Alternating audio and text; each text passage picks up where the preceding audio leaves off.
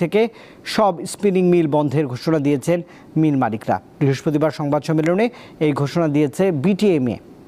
এ সময় জানানো হয় এরই মধ্যে 60টি টেক্সটাইল মিল বন্ধ হয়ে গেছে, বাকিগুলো মাত্র 50% সক্ষমতায় চালু রয়েছে। দেশের রপ্তানি আয়ের সিংহভাগ নিয়ন্ত্রণকারী তৈরি পোশাক খাতের অন্যতম উপাদান সুতা, যার বড় বাজার দখল করে রেখেছে প্রতিবেশী ভারত। দেশে যে সুতা উৎপাদনে খরচ হচ্ছে $3, ভারত সরকারের ভর্তুকি সহ নানা ধরনের সুবিধা নিয়ে সেই সুতাই উৎপাদন করছে $2.5।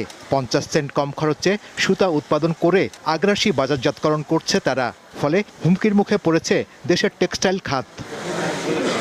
এমন পরিস্থিতিতে শিল্পের বর্তমান অবস্থা তুলে ধরতে বৃহস্পতিবার সংবাদ সম্মেলনের আয়োজন করে Bangladesh textile mills association BTMA. এতে ব্যবসায়ীরা বলেন, মান ভালো হলেও দেশীয় সুতার বাজার বড় হচ্ছে না। এছাড়া কম দামে সুতা প্রতিবেশী দেশ থেকে আমদানি হচ্ছে।